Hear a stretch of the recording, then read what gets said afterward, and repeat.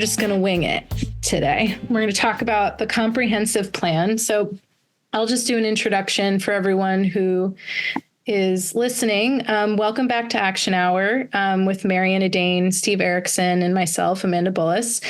Today, we are going to be talking about the comprehensive planning process in Island County. If you've been following along, we've gone through some pieces of legislation, the State Environmental Policy Act, the Shoreline Management Act, the Growth Management Act, and by this point, we've already gone through the critical areas requirements within the Growth Management Act. And so now we're just going to kind of get into what the comprehensive planning process is for the county.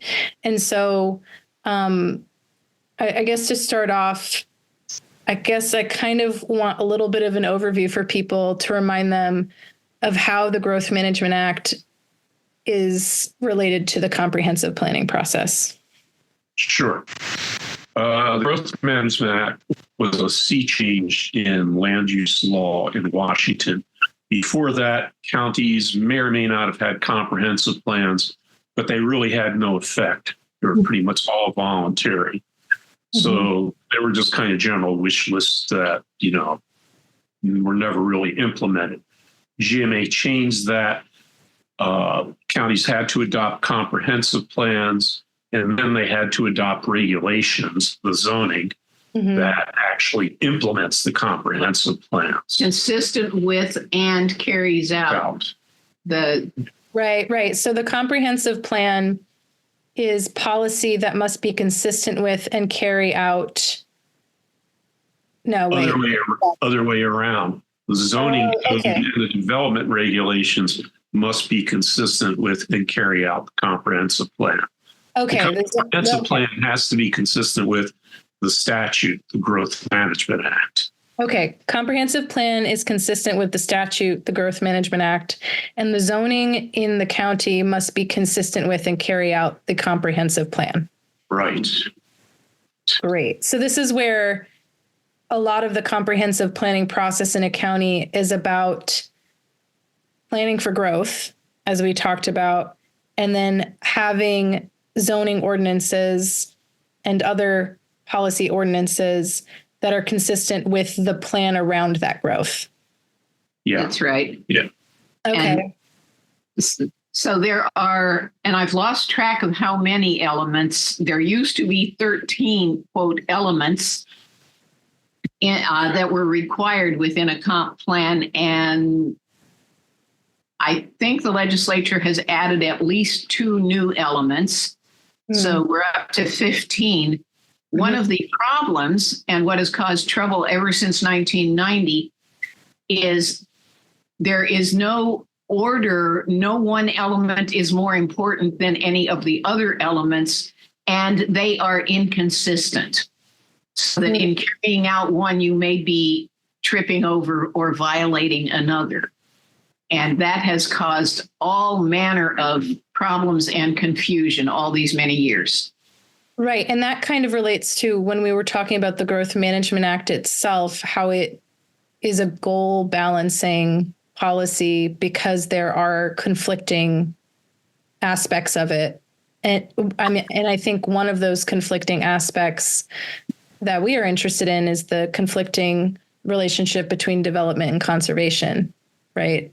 Yeah, the real basic bottom lines on GMA were that the very first things counties were supposed to do was designate agricultural and forest lands of long-term commercial significance. And Island County decided it had agricultural lands of long-term commercial significance, but did not have forest lands of long-term commercial significance. The other first thing counties and cities had to do under GMA was classify, designate, and protect critical areas. So those were kind of the bottom lines. And the basic principle is pretty straightforward. You've put funnel growth into the urban areas and you don't have it sprawl out everywhere else. Right. And so as a part of, and the urban areas are urban growth areas, which are defined by the Growth Management Act and then are included in the comprehensive planning process, right? Right. How are they, what is in terms of the framework of the comprehensive planning process, I guess, zooming out a little, the comprehensive planning process happens every 10 years in Island County, right? And is planning for growth for the next 20 years. Yes. Okay. Yes. The legislature has changed time periods at different times, but lately it's been 10 years. Okay. So as of now, it's every 10 years, but that's subject to change. Well, so it started with every year, and it didn't take them very long to figure out that ain't happening. Yeah. And then they went to 3, and then they went to 5, and then they went to either 7 or 8. I think it was 7 for a while, maybe 8, and then 10. So, and then sporadically, the legislature would tack a year, give counties another year. Right. So you could get extensions on it. And part of the reason why it seemed like it wasn't super possible in a year's time frame is because it's actually, well, for lack of a better term, comprehensive and therefore time consuming. Yeah. Yes. Exactly. Although we have seen many times, and it's frustrating that, well, this time around, we just don't have the time or the energy to start at 0. So we'll just do a cursory review and make changes that have been identified that we might need to make. Right, which means that you're not going through the process of developing policy. It's more like amending policy that already exists. So you may not be considering new elements that might be a factor or fundamental changes to existing elements based on new information. Right. And one other key thing to keep in mind here is that unlike, for instance, Oregon's Land Use Planning Act, their equivalent to GMA, which predates everybody else's in the country by about 20 years. In Oregon, every plan has to be approved by a state board. Okay. In Washington, the plans are automatically approved. There's really no state oversight. There's kind of a cursory review done by state agencies, but basically it's up to the local people in the county to challenge if they don't like it. Right. So it's the enormous burden. Right. So the burden is on us to challenge the county on its plan, which means we have to be actively participating in the process. Exactly. Yeah. And in fact, if you don't participate in it, you won't have standing to challenge it. So I mean, the language is they are presumed valid upon adoption unless challenged within 60 days. Well, they're still presumed valid upon adoption unless you get a ruling from the Growth Management Hearings Board or a court further up the appeal line, overturning something or disallowing something. The kind of that has caused all kinds of problems in itself because there are instances where scofflaw counties and cities have very deliberately adopted regulations or policies that were flat out inconsistent with GMA. And then in the time it took for those to be challenged and struck down, somebody went ahead and got a development vested. For instance, the city of Arlington really wanted to have Dwayne Lane, the car salesman, have his auto sales right on I-5. So they zoned with some squiggly lines and stuff. They zoned an on-ramp and an off-ramp on I-5 for that under GMA. It got struck down, but he had already filed applications. This took about 3 times. The hearings board would keep striking it down, and they would re-adopt it and try to get things filed. It took about 3 times. They finally succeeded. And a similar thing's happening in Pierce County is in an area that is of really high ecological value. It's considered a really important biodiversity corridor. It's got wetlands, it's got prairie, it's got oak habitat. It has at least one, if not two, listed species on it and all. So they zoned that for a tiny house village. And, you know, in the time it took to challenge that, arguably it got vested. That's kind of being litigated now. But this has been a common problem that's happened after many attempts.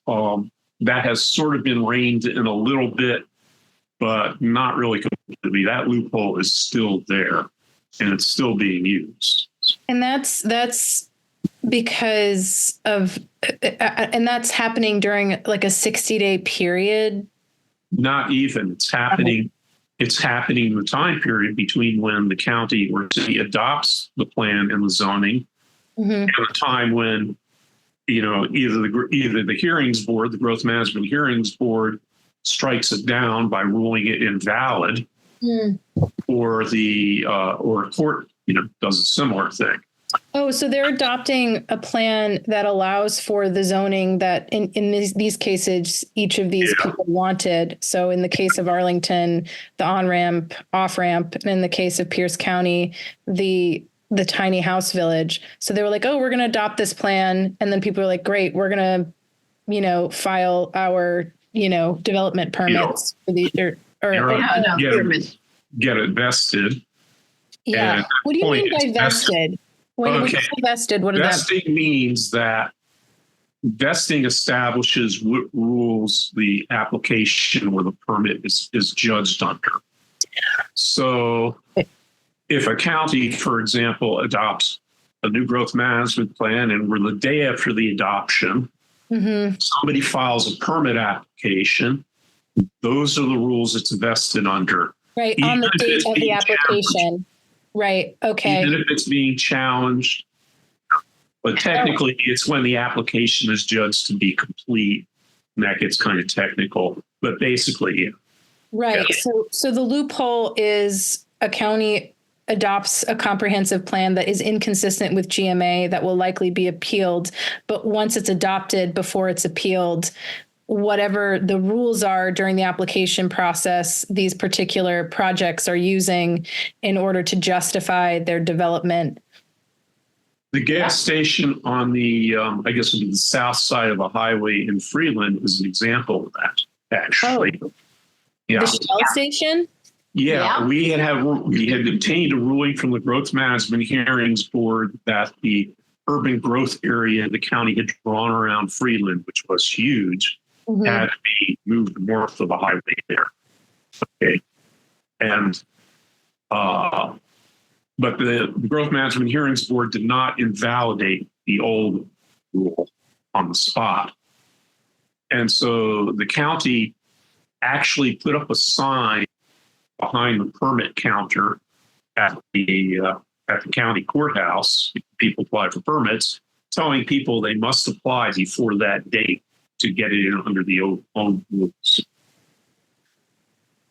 Oh. And that was one of them for that. That gas station, the permit was filed, was it 3 days before? It was right on the edge. So that's how it got in. When was that? What period? That was 1990. It was in the 90s. Would have been, I think, 99 or 99. It might have even been 2000, but it was pretty early on there. Somewhere we have a photo of that sign. Yeah. Steve took a picture. Gave it to the hearings board. Wow. So this kind of makes me want to ask questions about the history of the comprehensive planning process in Island County, because as you're saying, I was wondering, I was like, was that the first time that Island County had completed their plan? When did Island County actually? Huh? Okay, so GMA was adopted in 1990. Yeah. 1990. It originally said counties had to have their comprehensive plans done by 1992. That got rolled back to the legislature to 1995. In the meantime, originally as GMA was adopted, there was no appeal mechanism. There were no hearings boards or anything like that. Theoretically, you could file writ of mandamus in Superior Court or something, I guess. But there's no way to repeal. In 1992, they amended it to create the Growth Management Hearings Boards, which the governor then spent 3 years before he appointed anyone to those boards. So you still couldn't really appeal it. There was nobody on those appeal boards. In Island County, it got clear really fast that the county was never going to comply voluntarily. Well, the planning director said up front. So some ancient history here. In 1966 to 68, Island County adopted a zoning ordinance, an interim zoning ordinance. It was the first. No, that was 19. No, that was in the 60s, not. Yeah, 60s. Okay. Yeah. Island County has now had the longest running interim zoning ordinance of any county in the country.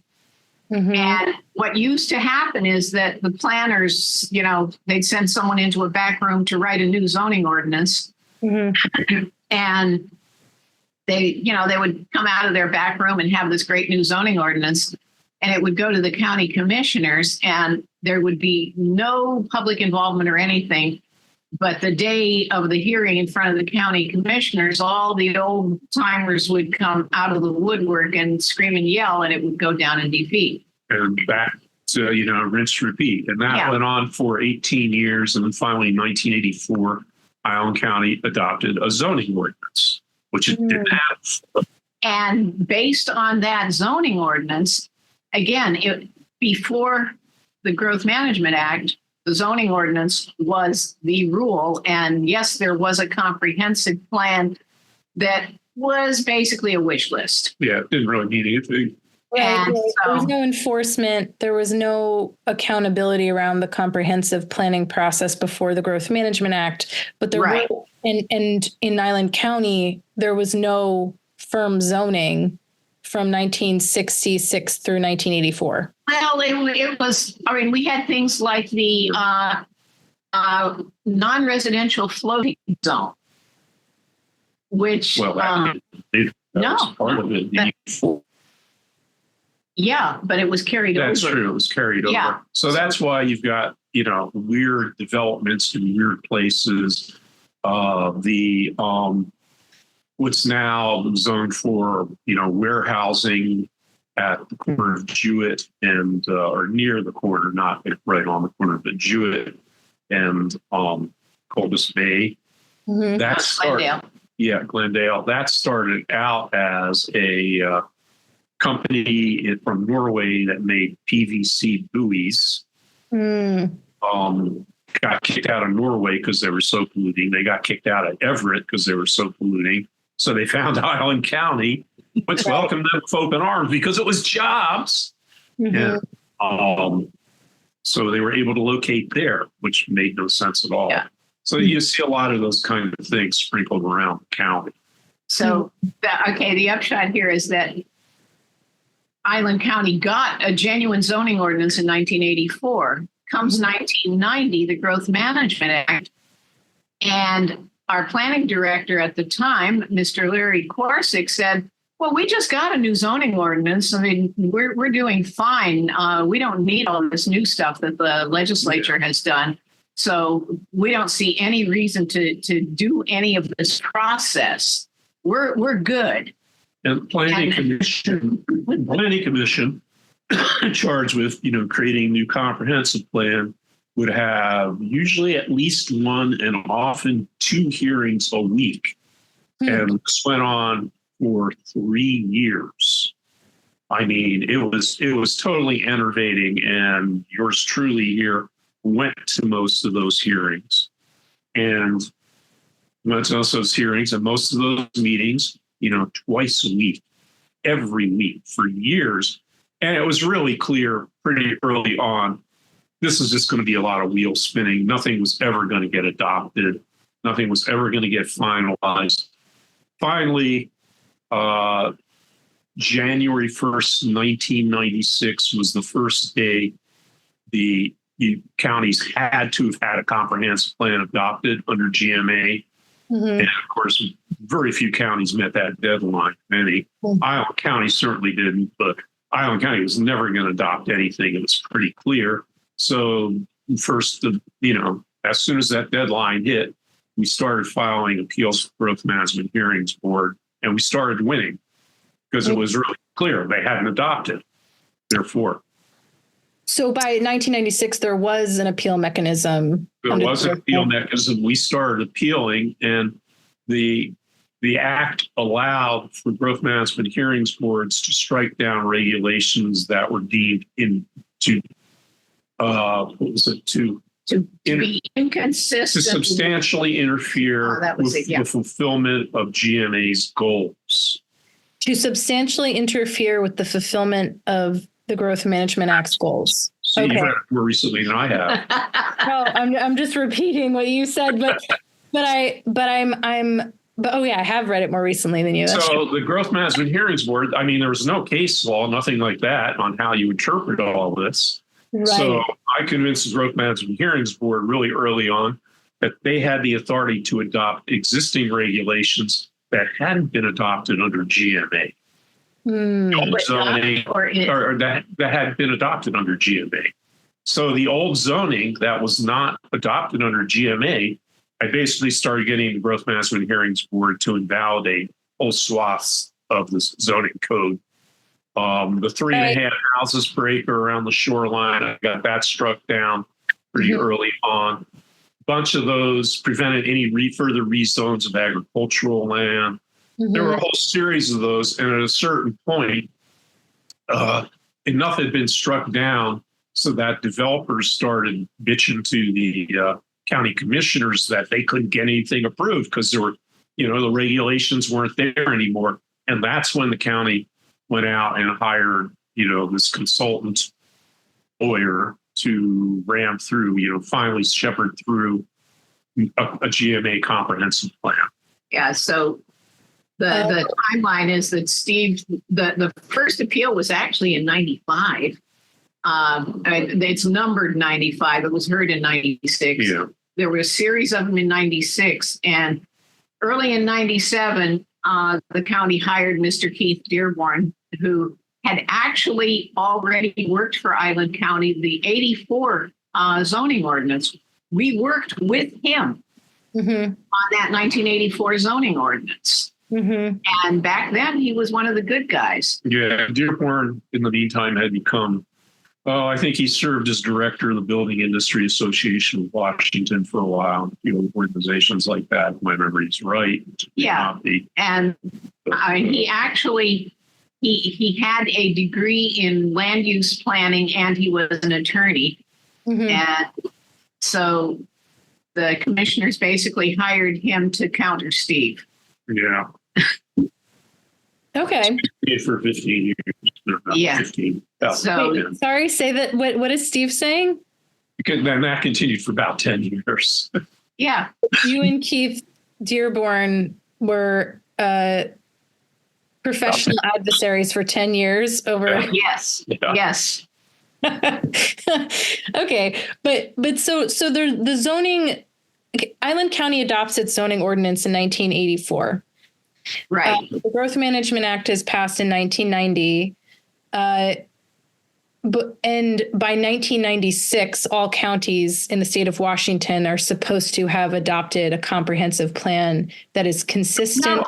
No? All the counties that qualified for GM. All the counties that qualified. Okay. There were Okay. Population limits and rate of growth criteria. Yes. Okay. Yeah. Sorry. Iowa County easily did. So, Okay. So yeah, counties so that the Eastern qualified. Washington counties were out. So. All right. And by that time, there was an appeals mechanism in the Growth Management Hearings Board. And that's when you started submitting appeals based on zoning that was not consistent with the Growth Management Act. Yes. What? Substantially interfere with fulfillment of GMA's goals. Right. And at that point, the county had not submitted its comprehensive plan. No. The county hadn't even really started to work on it. No. Okay. And so your appeals kind of forced the county to adopt a comprehensive plan. Yes. or to start the process at any rate. Okay, to start the process. All right. So when did the first comprehensive plan for Island County go into effect? Like, when did they finish that process? It was adopted on my birthday in 1998. Ooh, what a nice birthday present. Well, It's in October, right? End of September, but by the 1st or 2nd of October, we had already appealed, and it was a huge appeal. And I forget how many issues. Yeah, it was monstrous. It was monstrous. Yeah, it was really large. And that appeals arising out of that case continued, I think officially, finally, 2022, I think. Was 2022, I think. Yeah, something like that. Was when the very last issue was finally laid to rest, and the hearings board could close it out. Because, in that period of time, it went up to the Court of Appeals once, went to Superior Court.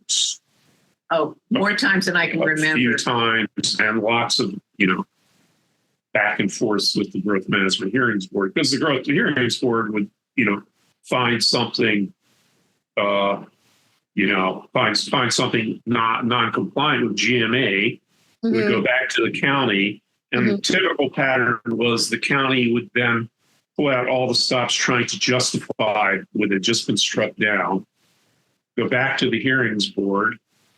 The hearings board might or might not buy what the county did.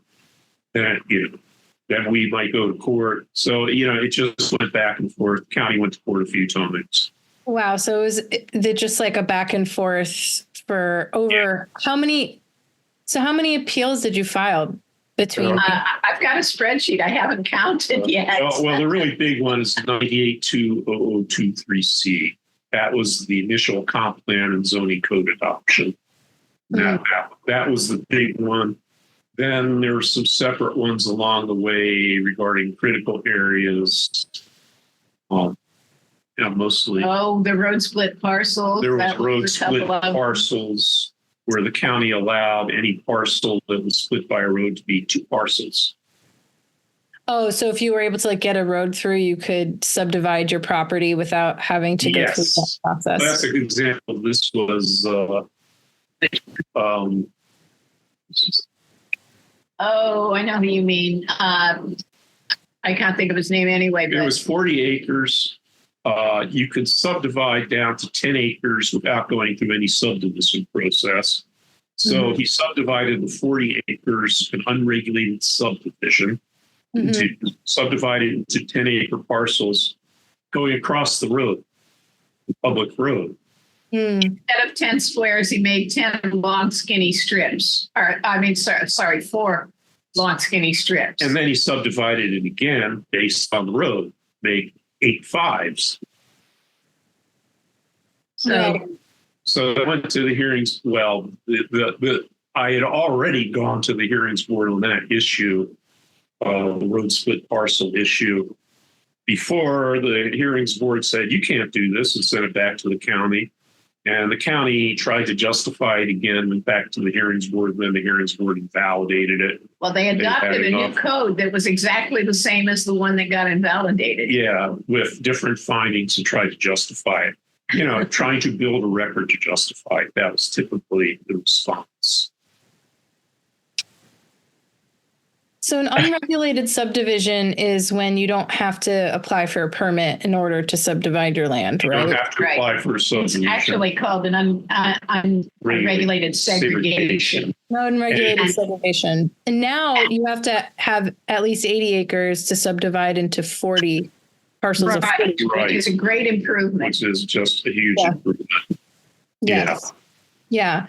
And so I guess a question that I have about this, because we're kind of getting into specific appeals and I guess I want to ask you some questions about zoning, but first, well, I don't know. I don't really know where I want to go with this. I'm curious whether or not we should kind of talk about each elements that are part of a comprehensive plan? I don't know if you guys know the full list. Before we go there, there's one other feature of GMA that's worth mentioning here, and that is GMA specifies there has to be early and continuous public participation. Can you say that again, please? There has to be early and continuous public participation. Okay. The county cannot do this in a vacuum. Okay, which is why there's a public engagement website, which is why there are all of these surveys that are being sent out, which is why, you know, they have to actively ask for our participation in the process. Yeah. Okay. All right. Which is good because that means that we all get to participate, but also there are a lot of meetings happening all the time. Yes. Yes. Wow. Be there or be square. Or just send it in writing. Oh. Right. But it does also kind of require the public to have knowledge and to educate themselves on kind of every aspect of public living and living on an island and living in a society, kind of. Yeah. And frankly, what we find is that's why I hate that phrase, oh, but you're so good at it. That most people are busy living their lives, and you want me to go where? You want me to listen to what? You want me to read what? You want me to comment on what? And yeah, you know, too many people don't understand that this affects them, their daily lives and how they live their lives. And they don't want to make the time for it. And I think that the public at large, I mean, there are plenty of people who are very engaged, and I've met quite a few of them, and I'm fascinated by it because they're already like in the know. But also, if you're just going about your daily life, I mean, I don't know that I would think that all of this was going on all the time. Like, you know, you have to, I don't know, come in contact with it somehow and then find a way into the process. But it is a full-time job. It's been a full-time job for both of you. You know, it's a big part of my job and Marnie's job to show up to these things and learn these things. So I could see how for somebody who has their own full-time job and maybe a family with kids, how it would be really onerous to have to kind of educate yourself in this way. And also, I think that, you know, yeah, I don't know. I'm not being very articulate right now, but it's. No, I'm understanding exactly what you're saying. And the thing is, theoretically, we have a representative government that, you know, we elect or we hire these people to do that work for us. But then somebody needs to watch the people who, doing are that they work. doing their job? Yeah. Are they doing their job? Are they representing the best interests of the public? Are they knowledgeable enough? Have they done their homework? And yeah, I think it's very interesting. So we're in the middle of a comprehensive planning process right now, where I actually want to look up the phases because I can't remember them right now. I'm not particularly happy with the way the process is working itself through this time. I feel like on paper, there is an opportunity for public participation, but in reality, it's not really there. I would love to talk about that. It's pretty difficult. I mean, stupid little stuff like planning commission meetings. Yeah. You're allowed to comment before the meeting, but not after hearing the discussion of the planning commissioners. Mm-hmm. Right, which is a choice that they're making administratively. Yes, yes.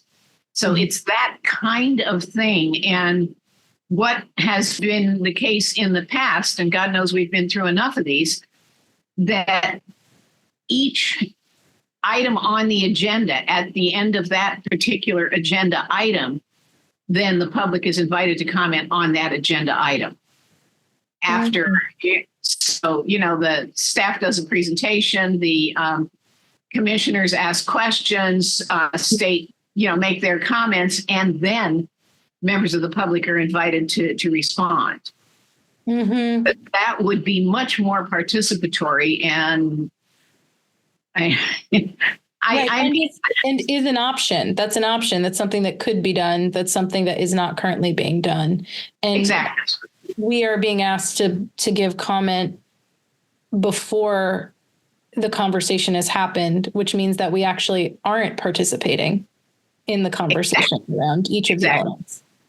So, yeah, I am seeing these kinds of I don't know what to call them, structural shortcomings. Mm-hmm. Among other things, I offered to do a presentation to the Planning Commission on that very issue of DNR, forest practice permits, logging, and Island County's authority, and was told, oh, no, members of the public can't make presentations to the Planning Commission. Well, I've made plenty of them over many years, so I'm wondering what changed. Mm-hmm.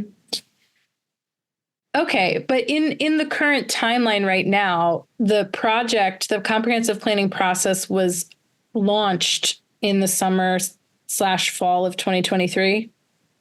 So I understand. Not clear exactly what has happened between then and now.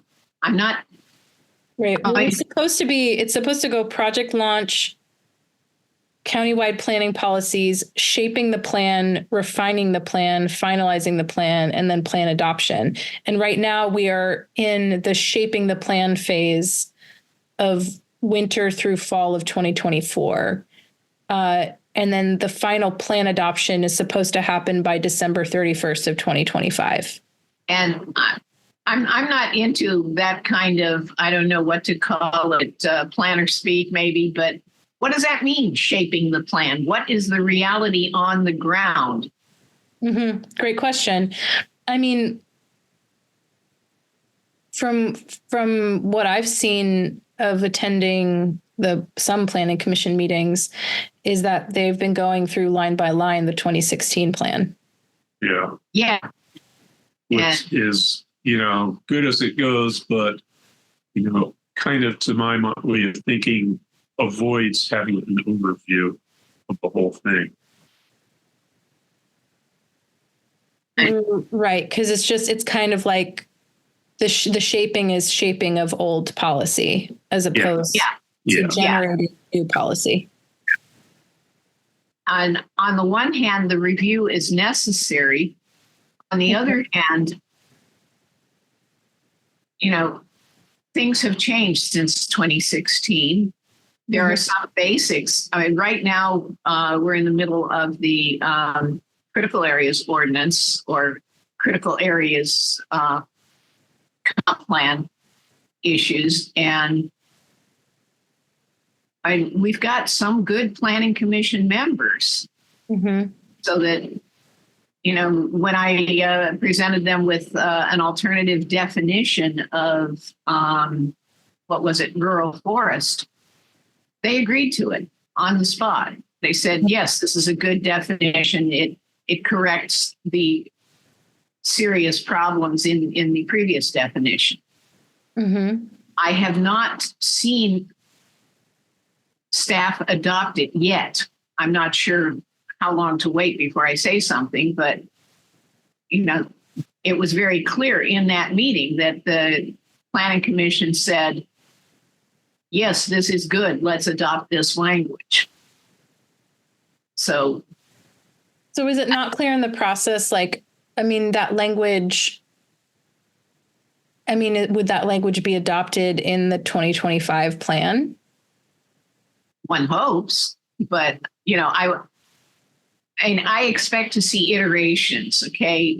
We've gone through items 1 through 5 or 10 or whatever. And how have we amended those? What changes have we made? Oh, you mean in terms of the staff providing updates to the process? Yeah.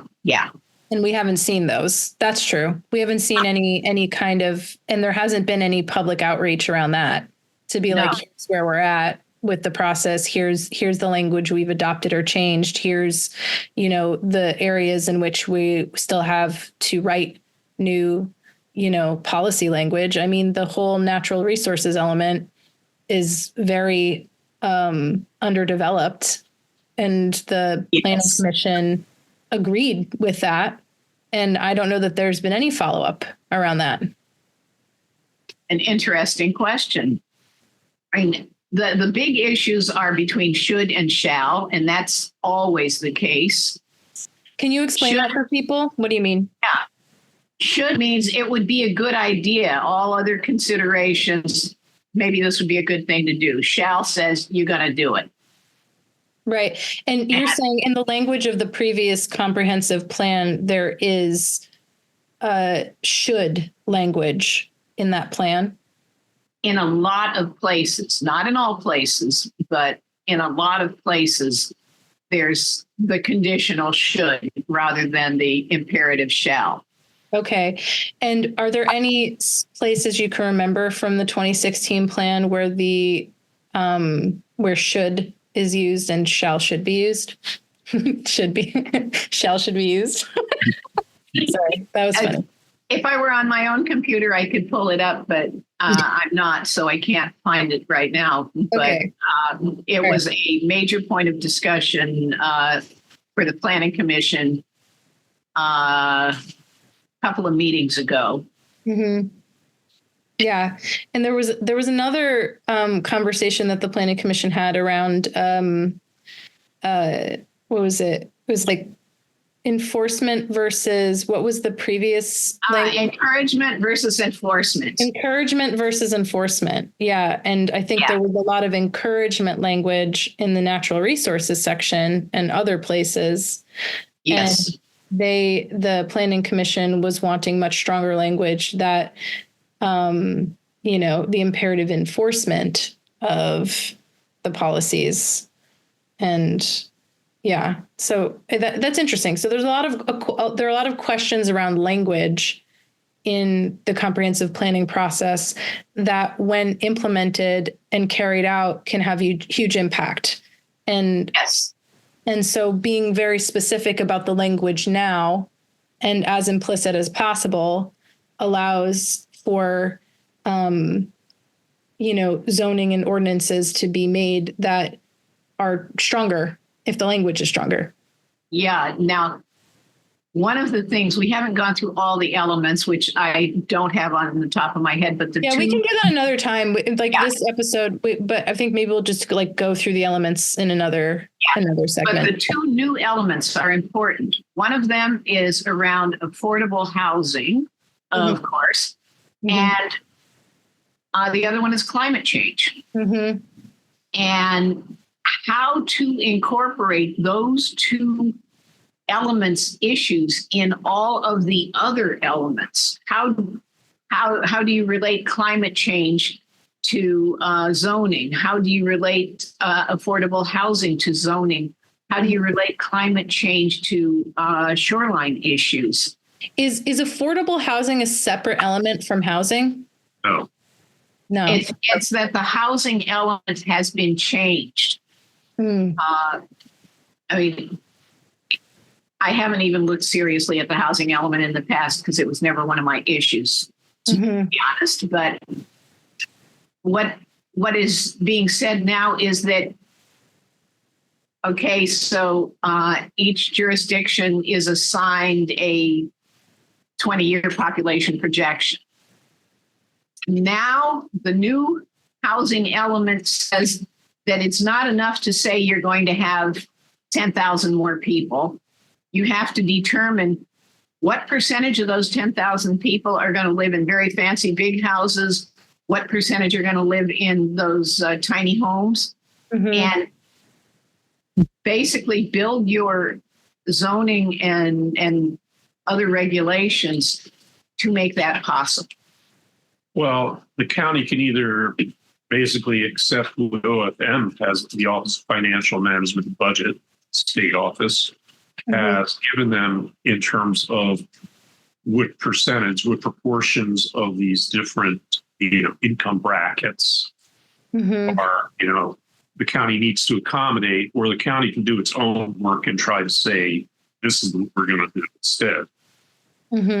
And as far as I know at this point, the county is pretty much accepting OFM's data.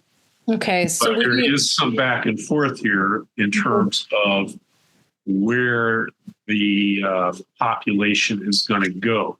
Historically, since GMA was passed, even though GMA's concept is to push growth into the urban areas so that it's not sprawling out in the rural areas. Mm-hmm.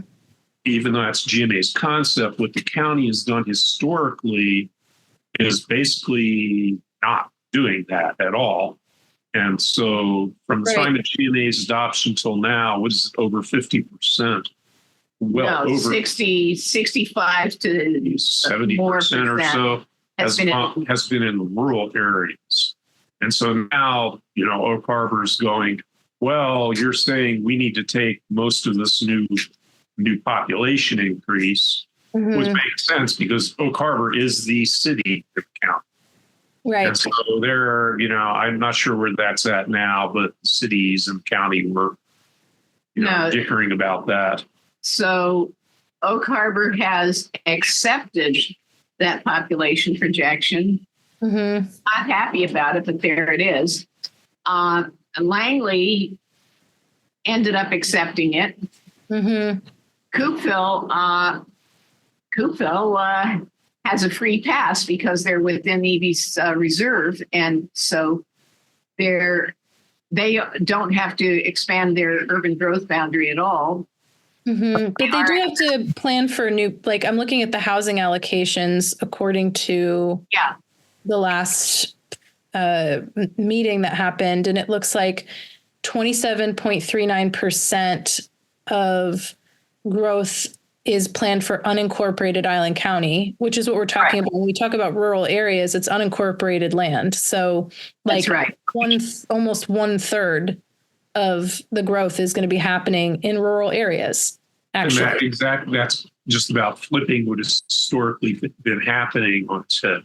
Yeah, we've been getting 2/3 or so in the rural areas, and so this is actually a decrease significantly. Yeah, this is a major attempt. We'll see. The irony is that we can plan and we can predict, and then people do what they do. Mm-hmm. Right. But for the first time in a long time, the county's actually planning to put the majority of growth in the already designated urban growth areas. And Oak Harbor is our largest urban growth area. So in the rural zones are these things called RAIDs, a rural area of more intense rural development. And the intention has been made pretty explicit that that quarter or 1/3 of the population that is expected to go into the rural zone should be directed to the RAIDs rather than the theoretically 5-acre minimum rural parcels. So, okay, it's a double-edged sword because as you intensify those RAIDs, Clinton is a RAID. Freeland was a RAID before they made it into a non-municipal urban growth area. So basically, the RAIDs came into existence with GMA because they were already there. In fact, the legal definition of a RAID is the logical outer boundary of development as it existed in 1990. Also known as a LMURD, right? Yes. Limited area of more intense rural development. Yes. Yes. Okay. And we've been, to the hearings board on those because at the time, in 1998, Island County looked like it had a serious case of chickenpox, and every one of those was a RAID all over the county. And so we did an enormous amount of research, but not enough.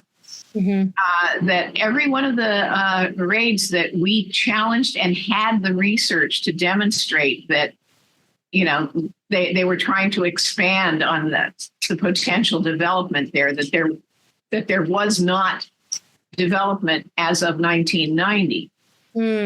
Those the hearings board threw out. The ones that we hadn't done that homework for various reasons, won't go into it. We didn't have the legal basis to throw them out, and so they exist. And you find these places all over the county, and there you are in the bucolic forest and ag land, and suddenly there's this cluster of houses. Right, because they existed prior to 1990. And I do think that is interesting when we're talking about, planning for the future, and we're talking about island counties past, that, there's a lot of intensive development all around. And based on the rules now, you wouldn't be able to develop that way. Right. No. The problem is that the raids exist. We can't make them not exist. And there is an enormous development potential in those raids. And so, here we are trying to protect rural areas, but we can't prevent what is very likely to happen in those raids. Right. So the raids are likely to be more intensely developed and further developed. Within the logical outer boundary as of 1990. What makes a boundary logical? We had that discussion in front of the as a hearings practical board. matter, whether or not we challenged it in the initial GMA appeal. As an impractical matter, the hearings board, kind of bought things like where systems were kind of laid out, those sort of things, even when, the parcels were not at all developed at the time. So, what makes it logical or not is a really good question. But really, nobody's expanded a raid. When was a raid expanded? Ken's Corner. When was it expanded? When they did the storage units. It was expanded for the storage units. That was right at the initial GMA. No. Okay, well. Yeah, that one. Can't do everything. The Kent's Corner raid was expanded. There was an attempt to expand the Clinton raid, and we were able to stop that one. And originally, the proposal, the Clinton raid was proposed to go from the ferry dock up to Kent's Corner. Oh. We said that was logical, and the hearings board agreed with us. Right. So however you all are defining illogical, it seemed illogical to have basically the entire island from the ferry dock to Ken's Corner be a raid. As usual, my conversation with Marianne and Steve lasted longer than an hour. So we will continue this conversation in the next episode. See you there. Another man up in the pulpit in the state house, head of the table with the black pen, scratching egos, talking too loud, externalize every outcome, every warm gun, every profit, and kneeling down to the flashing numbers, the NASDAQ, the cold constructs, running backwards to just keep moving, just keep moving, just keep moving. Unlearning every lesson that our mothers tried to teach us. This podcast is a production of the Whidbey Environmental Action Network and is made possible by our generous donors. Produced, edited, and mixed by me, Amanda Bullis. Special thanks to Marianne and Steve for their years of service through action and for lending their voices to this podcast. To WEAN's Executive Director, Marnie Jackson, and our board for their leadership. Special thanks to Whidbey musician and WEAN board member Nathaniel Talbot for letting us use his track Intuition from the album Animal, available on Bandcamp. Every day on your paycheck, a volume, a confidence. measure of your body being put into your own hands. So please don't hold it, please don't hold it, please don't hold it back. Unleash the power of straight logic, of compassion. What I need now ain't that old religion or the cold hard facts. Just need a woman's intuition, get us on track.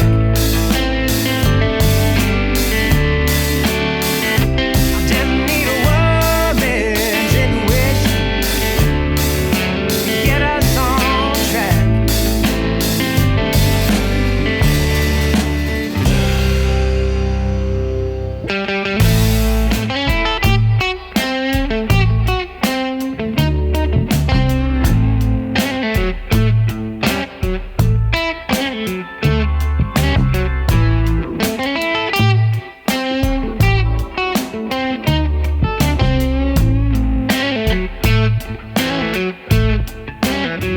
Stepping out of the shadow of a false man's allegory, slowly erasing that old violence from the story, recoupling emotion, slow emotion to intelligence, granting the planters, healers, teachers, feelers a new relevance. What I need now ain't that old religion